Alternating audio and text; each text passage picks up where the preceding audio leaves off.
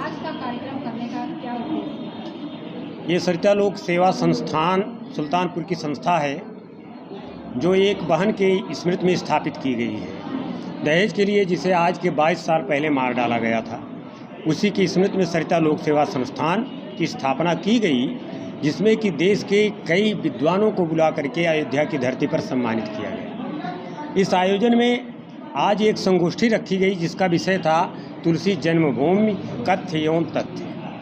तुलसी जन्मभूमि बड़ा विवादित मैटर है।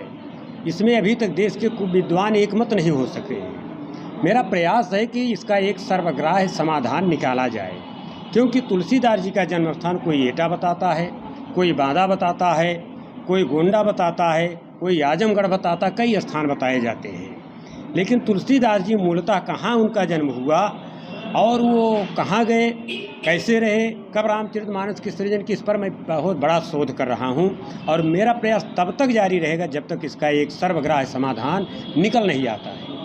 आचार्य रामचंद्र शुक्ल ने हिंदी साहित्य का इतिहास में लिखा है कि सारे विवाद की जड़ बालकांड का दोहा संख्या 30 है, जिसमें आया है कि मैं पुनि निज गुर सन सुनी कथा सो सूकर खेत। विवाद का मैं इसलिए मैटर बनाइए कि सूकर खेत को गोंडा से जोड़ करके देखा जाने लगा कि तुलसीदास का जन्म यहीं पर हुआ, जबकि सूकर खेत भी कई हुए हैं। बुंदेलखंड में जो खुदाई की गई, अभी बुंदेलखंड से हमारे ओम प्रकाश दया हयान दर्दी जी आए हैं, दतिया से आए हैं, और दतिया के हनुमान मंदिर में जो प्रति रखी गई है उसमें इस दोहा का दूसरा स्वरूप मिलता है। किन्हीं किन्हीं प्रतियों में ये देखने को मिला कि मैं पुण्य निज गुरसन सुनी कथा रुचिर कुरुखेत, अर्थात गोस्वामी तुलसीदास जी ने कुरुक्षेत्र में श्री राम कथा को सुना था, न कि किसी बाराह क्षेत्र में। एक और विवाद का स्थल बना कि ये बाराह क्षेत्र कहाँ है। बाराह क्षेत्र एक आज बाराह चित्रकूट में भी है, जिसका कि गोस्वामी तुलसीदास जी ने अपनी रचनाओं में विधिवत सांगोपांग वर्णन किया है। गोस्वामी तुलसीदास जी, एक प्रसंग और बड़ा विवादित है कि तुलसीदास जी सर्वथा अविवाहित थे, जिसका प्रमाण विनय पत्रिका और हनुमान बाहुक में मिलता है। तो मूलतः गोस्वामी तुलसीदास जी का जन्म मैं अभी तक जिस निष्कर्ष पर पहुंचा हूं, राजापुर में बांदा जिला के अंतर्गत हुआ था, जहां पर यमुना नदी बहती हैं। पंडित ज्वाला प्रसाद चतुर्वेदी ने लिखा भी है कि राजापुर से यमुना के तीरा, इसलिए गोस्वामी तुलसीदास का जन्म मैं वहीं मानता हूं। और दूसरी बात, मेरा ये भी प्रबल अभिमत है कि गोस्वामी तुलसीदास जी सर्वथा अविवाहित थे, क्योंकि 5 वर्ष की अवस्था में नरहरिदास ने जब उन्हें गोद ले लिया और उसके बाद उन्हें वैष्णव दीक्षा देकर के विरक्त बना दिया, तो फिर विरक्त होने के बाद, सन्यासी होने के बाद कोई व्यक्ति पुनः विवाह करने के लिए क्यों लौटेगा। वो अपनी वैष्णव दीक्षा से विरक्त हो गए और पूर्णतः अविवाहित रहे। रत्नावली का नाम कल्पना के आधार पर इनके साथ जोड़ दिया गया। सर, अभी आपने तुलसीदास के बारे में उन्होंने जो एक वाक्य कहा है, जी, ढोल गंवार शूद्र पटवारी, जी, ये सब ताड़न के अधिकारी, जी जी, आप क्या कहेंगे? देखिए, शब्दानाम अनेक अर्था, आपने बड़ा अच्छा प्रसंग उठाया है। ढोल गंवार शूद्र पशुनारी, सूद शब्द इसमें आया है। इसमें सबसे ज़्यादा सूद शब्द पर लोग आपत्ति जताते हैं, लेकिन सूद का अर्थ वहाँ पर किसी जाति विशेष से नहीं लिया गया है। बृहदारण्यक उपनिषद में ज्ञानहीन राजा को भी शूद्र बताया गया है। न विश्वास हो तो बृहदारण्यक आप खोल लें, तो जब ज्ञानहीन राजा किसी भी वर्ण का हो, अगर वो ज्ञानहीन है तो शूद्र है, तो वह जो है दंड का इसलिए अधिकारी है क्योंकि ज्ञानहीन है।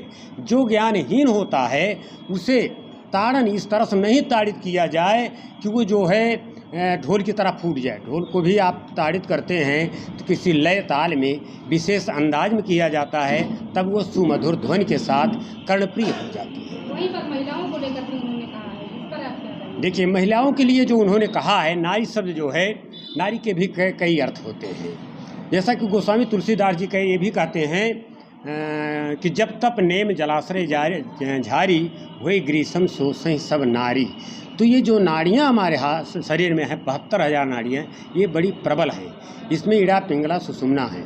इसमें मनुष्य का जो विचार मस्तिष्क में उपजता है, सहस्रार के माध्यम से वो नाड़ियों को विकृत करता है और ये जब नाड़ियाँ विकृत होती हैं तो विकृत होते होते ये जो है कुविचार मन में उत्पन्न कर देती हैं, और जब कुविचार उत्पन्न कर देती हैं तो कोई भी व्यक्ति उचित निर्णय नहीं ले पाता, न माता पिता का सम्मान करेगा, न देवी देवता का सम्मान करेगा, मान मर्यादा का भी सम्मान नहीं करेगा।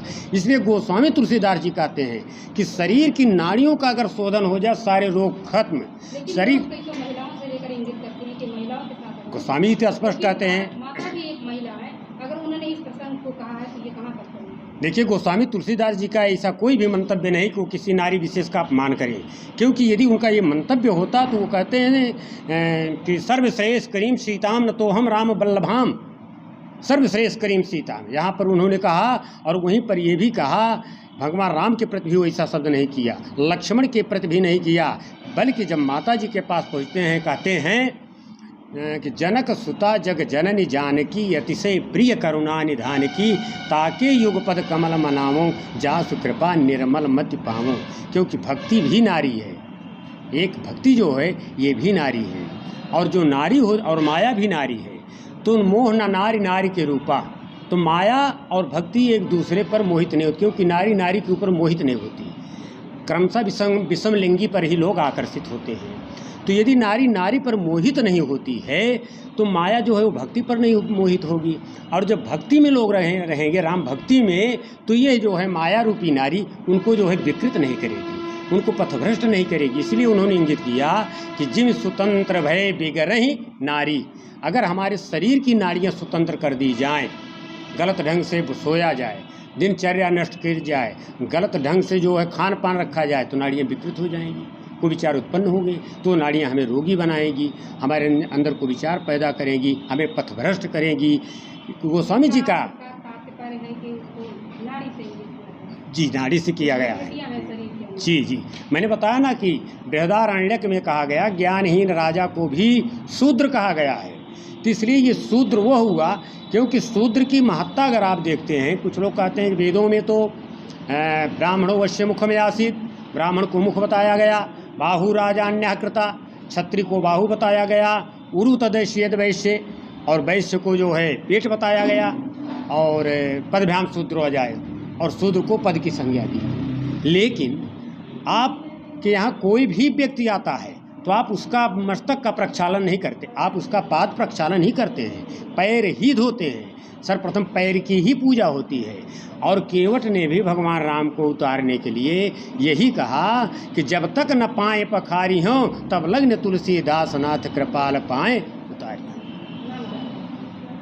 जी मैं डॉक्टर कृष्णमणि चतुर्वेदी मैत्रेय, अंतर्राष्ट्रीय कथावाचक, और मेरी एक पुस्तक आई है तुलसी कथा रघुनाथ की। आपने जो जो प्रश्न अभी उठाएं इसका समाधान मैंने उसमें किया है, जितने भी विवादित हैं। और ये बोली बानी विकास कला परिषद अकादमी भोपाल सरकारी संस्था द्वारा प्रकाशित है। इस पुस्तक में आप सारे विवादों को समाधान देख सकते हैं।